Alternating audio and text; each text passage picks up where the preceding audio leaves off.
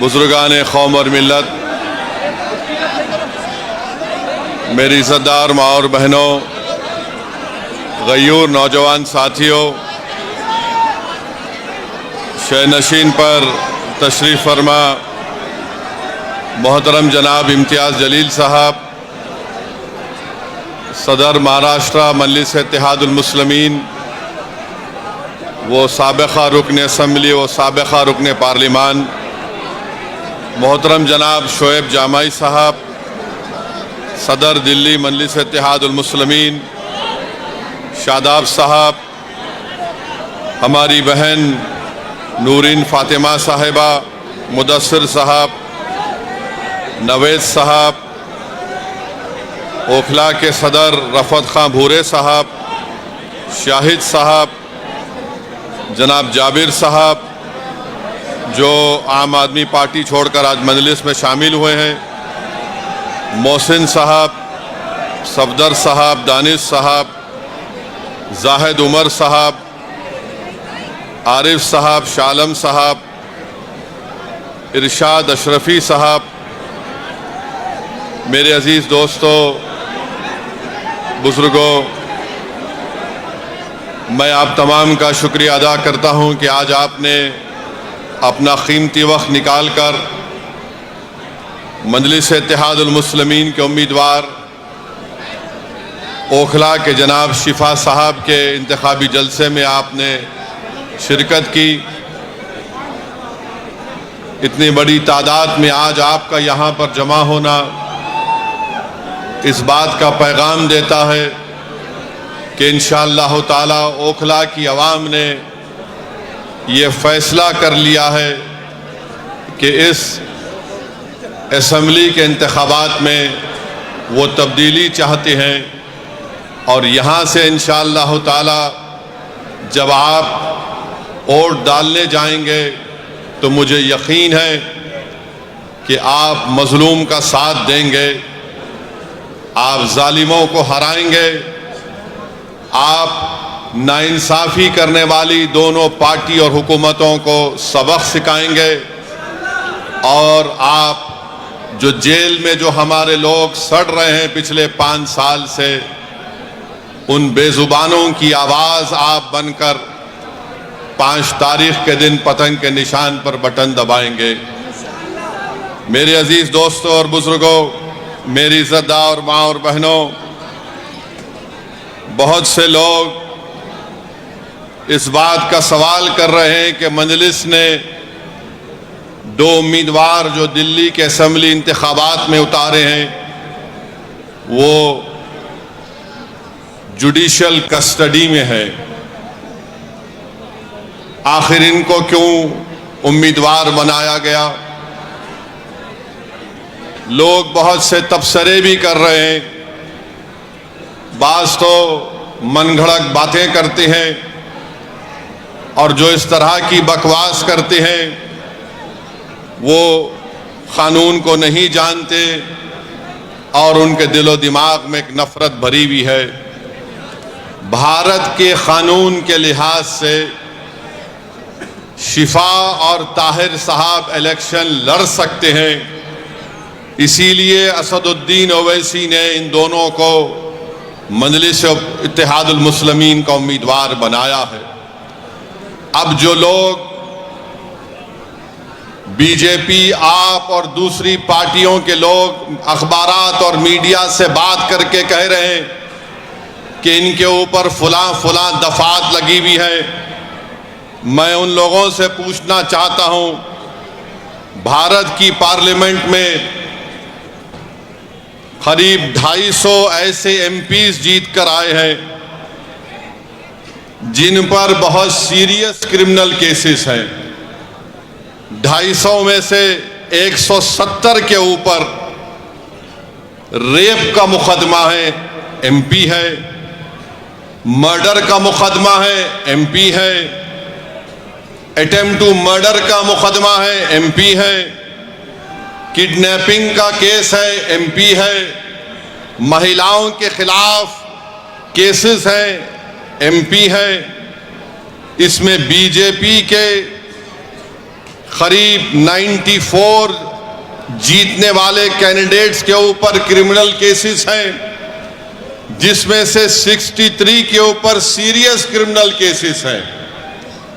तो ये लोग जो बकवास कर रहे हैं, कांग्रेस पार्टी के 32 एमपीज के ऊपर सीरियस क्रिमिनल केसेस हैं, समाजवादी के 17 के ऊपर सीरियस क्रिमिनल केसेस हैं, शिवसेना के करीब 4 एमपीज के ऊपर क्रिमिनल केसेस हैं।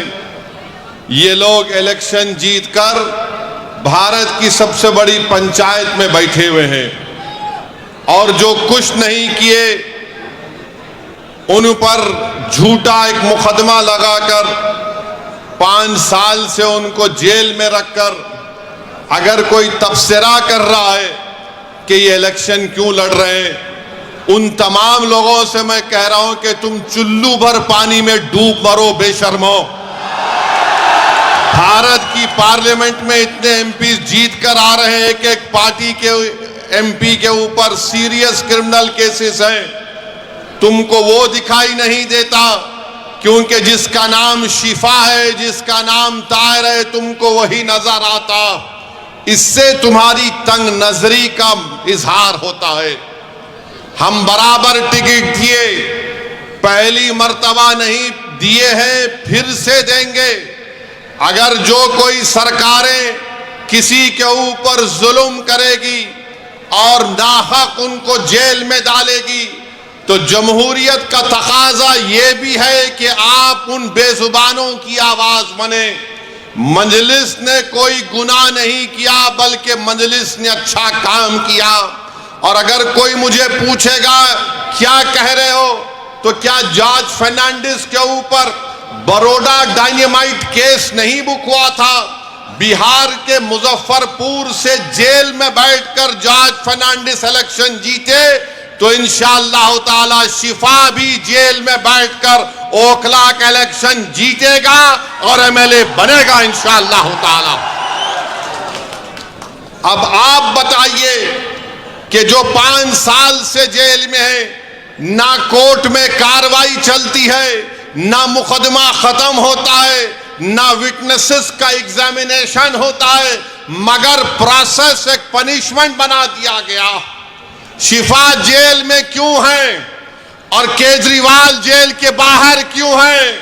शिफा जेल में क्यों है? अमानतुल्लाह को बेल क्यों हो गई? सिसोदिया को बेल क्यों हो गई? शिफा को बेल क्यों नहीं होती? जैन को बेल हो जाती है, ताहिर हुसैन को बेल नहीं होती है। बताओ कौन किससे मिला हुआ है? ये आपको 5 तारीख के दिन तय करना। मेरे अजीज दोस्तों और बुजुर्गों, मुख्यमंत्री जेल में था 6 महीने, छोटा रिचार्ज केजरीवाल 6 महीने शराब के केस में जेल में था और आज 6 महीने के बाद निकलकर मुख्यमंत्री बनकर जेल में था और शिफा जेल से इलेक्शन लड़ रहा है। हमारी बहन अवाम के दरमियान में आकर अपने मासूम बच्चे और अपने शौहर के लिए बेबसी का इजहार कर रही है। तो जनता को तय करना है। अगर केजरीवाल इलेक्शन लड़ सकता है और जीतने का दावा कर सकता है, तो ओखला की आवाम में अगर हमीयत है, और अगर ओखला की आवाम में हमीयत है, मुझे यकीन है, अगर आप में हरारत है, अगर आपके दिलों में एक बेदारी है, तो आपको 5 तारीख के दिन एक इनकलाब रकम करना पड़ेगा। इस देश में अगर केजरीवाल को बेल हो सकती है और इलेक्शन लड़ सकता है 6 महीने के बाद, तो शिफा को हम जेल में बिठाकर इलेक्शन जिताएंगे। ये जमहूरियत की कामयाबी होगी।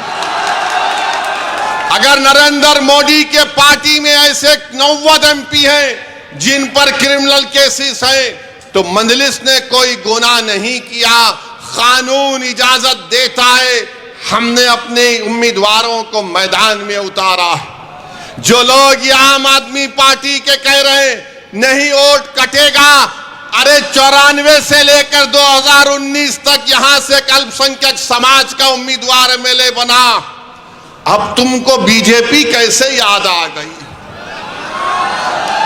तुमको ईडी पकड़ के लेके गई, तुम कौन सी चाय पीकर बेल हासिल करे हमको बताओ।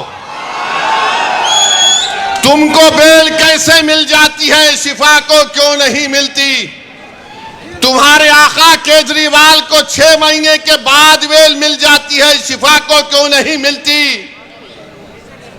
सिसोदिया 16 महीने जेल में बेल मिल गई, जैन जेल में बेल मिल गई।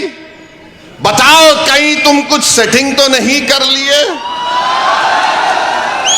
तुम मुझ पर इल्जाम लगाते हो और आज हम मजलिस उम्मीदवार या खड़ा करी तो नहीं बीजेपी जीत जाएगी। अरे ओखला की वोटर लिस्ट केजरीवाल तेरे मुंह पे फेंक कर कह रहा हूं, यहां से सिपाही जीतेगा इंशाअल्लाह ताला। ये डराने का काम मत करो आप आम आदमी पार्टी के लोगों। नहीं बीजेपी आ जाएगी। मुझे मालूम है कि तुम्हारे दिल में एक डर पैदा हो गया है। तुमको नजर आ रहा है तुम्हारी नाकामी जो इंशाअल्लाह हकीकत में तब्दील होगी। लोग बोल रहे हैं और मैंने खुद देखा है, 5 साल पहले भी मैं आपके दरमियान में आया था और आज भी आया हूं। ओखला में कोई डेवलपमेंट, विकास, तरक्की नजर नहीं आती। केजरीवाल मैं तुझको चैलेंज कर रहा हूं, सुबह आ जा इस रोड पर, तू यहां ठहर के बोल। सुबह 9 बजे आ जा केजरीवाल, मैं भी आता हूं। तुमको एक आवाज सुनाई देगी, पानी ले लो, पानी ले लो, पानी ले लो। पहली मंजिल पर कहा जाएगा 25 रुपये, दूसरी मंजिल पर 30 रुपये। अरे मफलर कितना झूठ बोलेगा तू, कितना झूठ बोलेगा। पानी फ्री कर दिया, बिजली फ्री कर दिया, फुला फ्री कर दिया। मोदी जी भी बोल रहे ये फ्री लो, वो फ्री लो। ये क्या इनके अब्बा के अकाउंट से दे रहे हैं? फ्री लो, फ्री लो। ये जनता का पैसा है। मगर ओखला की आवाम तुमको पानी फ्री में मिलने का दावा केजरीवाल और मोदी कर रहे हैं। मेरी मां और बहनों, तुम्हारे अकाउंट में इतने पैसे डालने का वादा कर रहे हैं, मगर 5 तारीख के दिन तुमको याद रखना पड़ेगा कि ना शिफा फ्री है, ना ताहिर फ्री है, ना सैफी फ्री है। ऐसे कई लोग फ्री नहीं है। ये लोग फ्री नहीं है, मगर दावा तो बहुत करते हैं। केजरीवाल पानी नहीं पहुंचा सके यहां पर, हम ऐसा कर देंगे। बड़े बड़े बुलंद बांग दावे करते हैं। आओ केजरीवाल, ओखला में तुमको माउंट एवरेस्ट हम दिखाते हैं, जो तुमने यहां पर कचरा एक पहाड़ बनाकर रख दिया। यहां ओखला में आप मेरी बात से अगर मुत्तफिक हैं तो हाथ उठाकर कहिए। अभी नहीं है, बोलने के बाद। 1 गज जमीन की कीमत कितनी है? 3 लाख के ऊपर है ना, 3.5 लाख के करीब है। 3 साढ़े 3 लाख। 100 गज का फ्लैट 60 लाख के ऊपर है। बताओ फिर यहां पर डेवलपमेंट क्यों नहीं हुआ? जब इतनी महंगी जमीन है, इतने महंगे फ्लैट बिकते हैं, तो फिर यहां पर डेवलपमेंट क्यों नहीं हुआ? 10 साल से केजरीवाल मुख्यमंत्री हैं, सब जगह डेवलपमेंट हो रहे हैं। अरे केजरीवाल, जो आज गलियों में मैं पैदल चला, तुम 10 मिनट चलकर दिखाओ। मुझ पर तो आज फूल बरसाए गए, तुम पर चप्पलें बरसाएगी आवाम यहां की। इतने खड्डे यहां पर हैं, इतने खड्डे यहां पर हैं, गंदगी है, ना सफाई का कोई इंतजाम है, और 10 साल से बाजा बजा रहे। याद रखो, ओखला की आवाम, मोदी और केजरीवाल दोनों भाई भाई हैं, एक सिक्के के 2 रुख हैं। इनमें कोई फर्क नहीं है, बिल्कुल कोई फर्क नहीं है। इनकी सोच एक। ये दोनों आरएसएस से निकले हैं। एक आरएसएस की शाखा से निकला, एक आरएसएस के इंस्टीट्यूट से निकला। इन दोनों में कोई फर्क नहीं है। हिंदुत्व की बात दोनों करते हैं। अरे बोलो, तुम्हारी जबान पे कभी नाम आया 5 साल में ताहिर हुसैन का? यही ताहिर हुसैन के मकान के ऊपर मौजूदा मुख्यमंत्री ये बरसर इख्तिदार पार्टी के कई लोग ताहिर हुसैन के घर पर बैठकर कहते थे खाना खिलाओ, और जब ताहिर हुसैन जेल को चला गया तो तुमने उसकी तरफ देखना तो छोड़ो, तुमने उसका नाम तक नहीं लिया। बताओ मैंने कौन सा गुनाह किया, कौन सा गुनाह हमने किया? अगर हम जो लोग आज जेल की चार सलाखों के पीछे, उन दीवारों के पीछे जिनको खामोश और गुमनामी की जिंदगी में डाल दिया गया था, मंजलिस यही चाहती है कि तुम जेल में डालोगे तो हम उनको जनता में लाके खड़ा करेंगे इंशाअल्लाह ताला। उनको अगर बेल नहीं मिलेगी तो वोट के जरिए उनको हम कामयाब करेंगे इंशाअल्लाह ताला। ये अदालत इंडिपेंडेंट है, हम इसकी इज्जत करते हैं, मगर उन सरकारों ने उनको जेल में डाला था। कानून का इस्तेमाल सरकार ने किया, और क्या गलती थी शिफा की कि CAA का एहतजाज शिफा ने करवाया था। बहुत अच्छा किया। डेमोक्रेसी में, जमहूरियत में एहतजाज होना चाहिए, मगर निशाना किसको बनाया गया था? जब शाहीन बाग का यहां एहतजाज जो पूरे मुल्क के लिए एक मशाले राह बन गया था, यही केजरीवाल ने कहा था ये बीजेपी स्पॉन्सर्ड है। ओखला की आवाम, आज आपके पास एक मौका आ रहा है कि जिन्होंने आपके एहतजाज को बीजेपी स्पॉन्सर्ड कहा था, आप अपने वोट के जरिए उनको आपको जवाब देना है। जब कोविड में तबलीगी जमात के मरकज को ताला लगा दिया गया तो सबसे पहले सुपर स्प्रेडर का नाम तबलीगी जमात को देने वाला कौन था? यही केजरीवाल की सरकार थी। यही केजरीवाल की सरकार थी, जो बाद में अल्लाह ने दिखा दिया कि सब झूठ था, मरकज को बंद कर दिया गया। मेरे अजीज दोस्तों और बुजुर्गों, ये ओखला है जहां पर डॉक्टर जाकिर हुसैन ने अपनी आखिरी सांस ली। ये ओखला है जहां पर गांधी आए। ये वो ओखला है जहां पर बड़े बड़े जय्यद उलमाए कराम आए। आज उस ओखला की आवाम को अपनी बेदारी का एक सबूत देना पड़ेगा।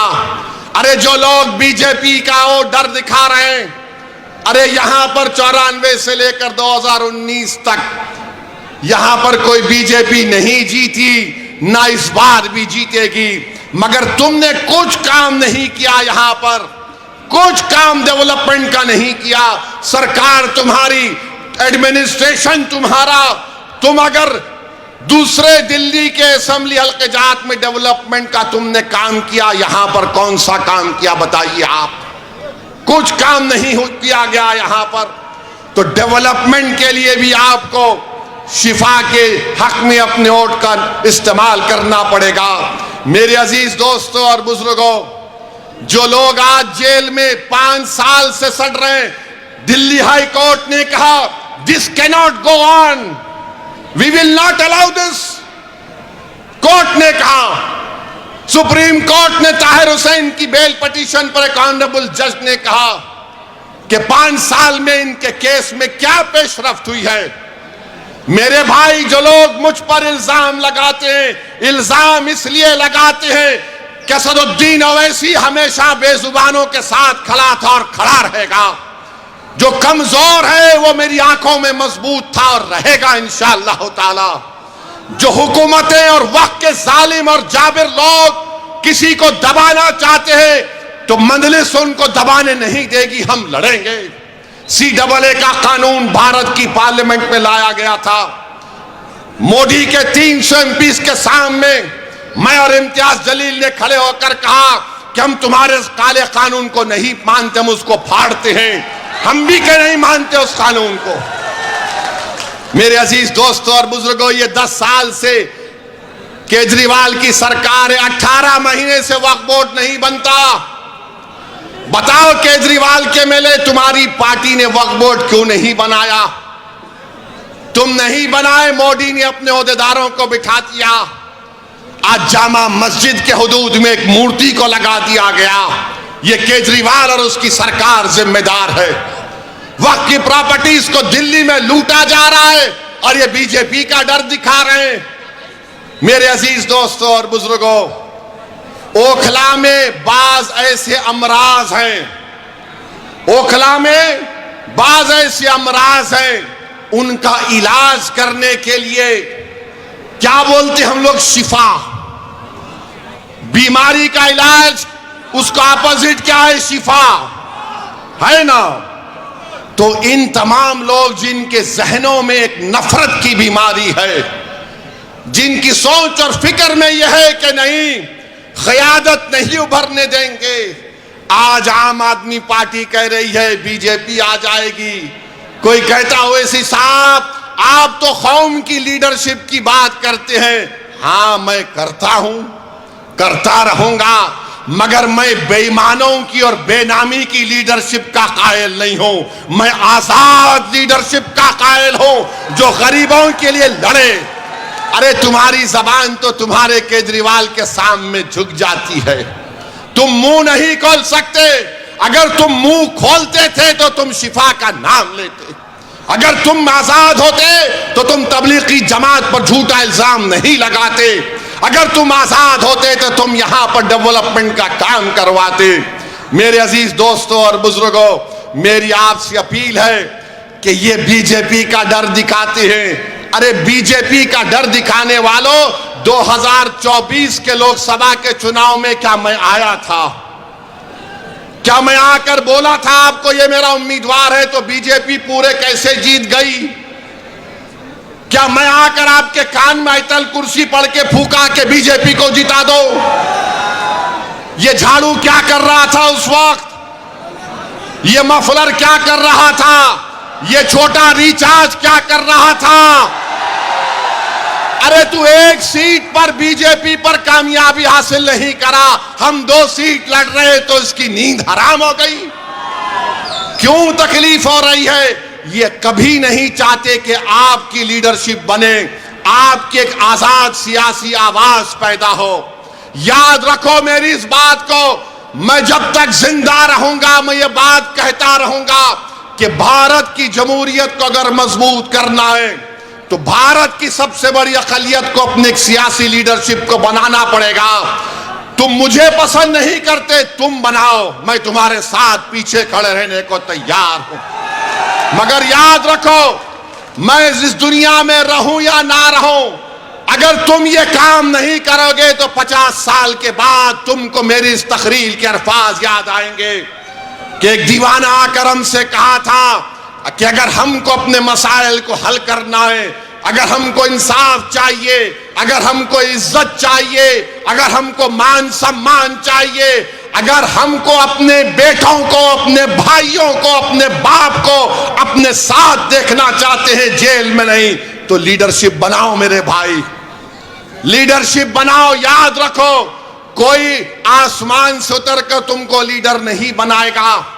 बगैर किसी के तुमने यहां पर शाहीन बाग को खड़ा किया, तुमने खड़ा किया शाहीन बाग को, कोई बाहर से नहीं आया था। तुमने पूरी भारत को एक राह दिखाई कि एहतजाज क्या होता है। मैं शाहीन बाग के उन माँ और बहनों को सलाम करता हूं कि तुमने बेबाकी से निकलकर भारत की हर महिला को कहा कि देखो हम निकलकर आज एहतजाज कर रहे हैं। मैं उन माँ और बहनों से, उन नौजवानों से, बुजुर्गों से कहूंगा, तुमको शाहीन बाग की तारीख 5 तारीख को दोहराना है इंशाअल्लाह ताला। क्या आप दोहराएंगे उस तारीख को?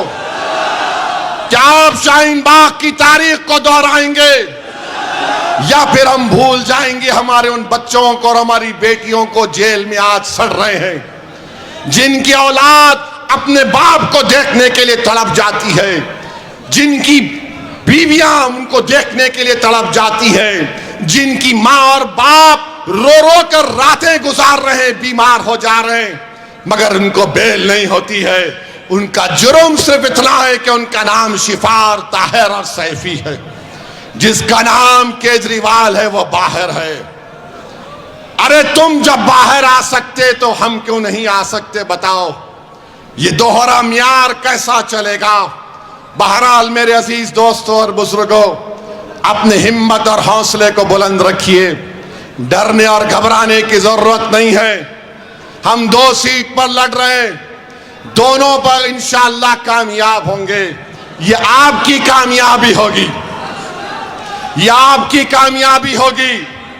अरे जो बाहर रहकर डेवलपमेंट नहीं करा सका, जो अंदर है वो जब बाहर आएगा तो शेर जब ओखला की सड़कों पर छिपा चलेगा तो उसके नाम से, उसकी कुर्बानियों से, उसकी मेहनत से मुझे यकीन है कि ओखला में एक नई तारीख लिखी जाएगी।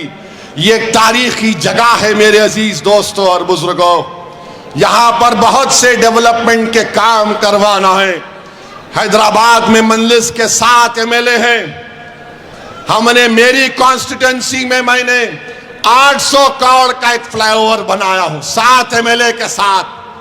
हुकूमत टीआरएस की थी, अब कांग्रेस की है। चंद्रायन गुट्टा अकबरुद्दीन ओवैसी का असेंबली हल्का, वहां पर कांग्रेस की हुकूमत ने 290 करोड़ रुपए का खाली सीवरेज लाइन का काम शुरू हुआ है। याद रखिए ये क्यों पॉसिबल है, क्योंकि आपने अपनी लीडरशिप को बनाना है। अगर आप अपनी लीडरशिप को बनाएंगे ये आपकी कामयाबी होगी। याद रखो, कांग्रेस हो, आप हो, बीजेपी हो, एक बात पर मुत्तफिक है कि सबकी लीडरशिप हो सकती है, मगर जो जाकिर हुसैन का नाम लेने वाले हैं, जो अल्लामा फजल खैराबादी का नाम लेने वाले हैं, जो मौलाना महमूदुल हसन का नाम लेने वाले हैं, इन लोगों की लीडरशिप नहीं होने देंगे। मैं आपसे अपील कर रहा हूं कि अपनी लीडरशिप को पैदा करो, और वो कैसे पैदा होगी? आपके मुत्तहिद होने से, आपके एक वोट के सही इस्तेमाल करने से। यहां से कोई बीजेपी नहीं कामयाब होगी। ये केजरीवाल नंबरी झूठा है, झूठा नंबर 1 है। अगर झूठों का कंपटीशन होगा तो 2 लोग फाइनल में आएंगे, एक मोदी और दूसरा केजरीवाल। इतनी झूठ बोलते हैं, सफाई से बोलते हैं, और मासूम जनता उनका यकीन भी कर लेती है। मैं ओखला की आवाम से अपील कर रहा हूं कि ओखला की डेवलपमेंट के लिए, और जो आपके दरमियान में खड़े होकर आपकी आवाज बनाओ, जिसने आपके लिए आफतें उठाई, जिसने आपके रोशन मुस्तकबिल के लिए अपना चैन और सुकून कुर्बान कर दिया। आज हम शिफा के नाम पर नहीं मेरे भाई, हम ज़मीर की बुनियाद पर वोट देंगे शिफा को इंशाअल्लाह ताला।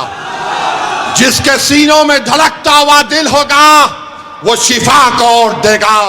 जिसका ज़मीर मुर्दा नहीं होगा वो शिफा को वोट देगा। जिसके दिलो दिमाग में तड़प होगी वो शिफा को वोट देगा।